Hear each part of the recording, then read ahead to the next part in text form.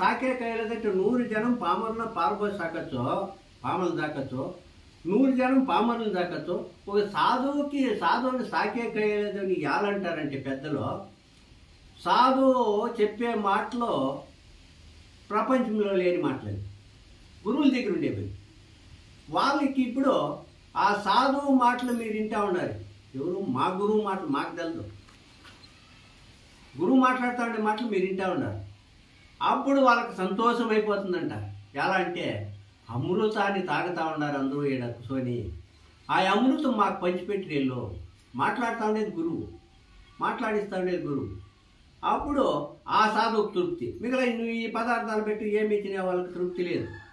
ఆ అమృతాన్ని వాళ్ళకి తాగుతూ ఉండే అమృతాన్ని ఎవరు వింటారో వాళ్ళ బంధువులకి సజ్జన సాంగత్యం ఉండదని. సజ్జన సాంగత్యం ఉంటే ఏమంటే నిజమైన సజ్జన సాంగత్యం చేయి. నిజమైన సాంగత్యం ఏమిటి అంటే కొన్ను ఎన్ను మను కన్నడాలు అంటారు. ఒకటో శ్రీ, రెండో దుడ్డు, మూడోది భూమి అంటారు. ఈ పెద్ద పులులు ఇవి రాసిన పెద్దలు. ఈ పెద్ద పులులు అనేవి 3 ఏం చేస్తా ఉన్నా అంటే ఒక్కొక్క రకంతో వేసుకొని వెళ్ళిపోతాయి. ఏమి పెద్ద పుల్లు? పెద్ద పులులు అనేవి ఇప్పుడు చెప్పినవే. ఒకటో శ్రీ, రెండో దుడ్డు, మూడోది భూమి. అవునా? ఒక సెకండ్ జాగ్రత్త. పెద్ద పులులను మూటి సంపక ముక్తుడయ్యేది ఎట్లా కొడుక అంటారు. ఏం సమజీ? ఆ పెద్ద పులు మనలో ఉన్నాయి. అవి యావి అంటే మనసు ఒక పులి, కన్నులు ఒక పులి కదా, నోరు ఒకటి, కన్నులు ఒకటి, చెవులు ఒకటి. ఈ 3 పెద్ద పుల్లు. ఈ 3 నేనేమన్నా నువ్వు లెక్క లేకుండా పోతా ఉంటే అది బందాయ చెవుల్లో. చూపు ఏం చూసినా నీ గురువు సోడినా మనకుండా ఉండవు. అది ఒక పులి. ఏం వచ్చినా మాట్లాడుతున్నావు గురువు సోడినా మాట్లాడుతూ ఉండవు.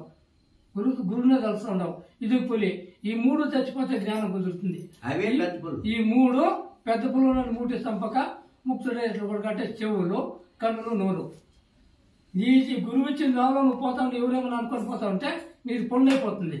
మెట్టు పోతా ఉంటే టకటకటకన మెట్లు కట్టేయలేదు. వీడు దానిలో పోతే కట్ చేసేస్తాయి. అందుకోసం ఆ పెద్ద పుల్లు ఎవరు సంపుతారో వాళ్ళకి మోక్షాధారం సూక్ష్మంలో ప్రణయిస్తుంది. నిజము. చెప్పండి.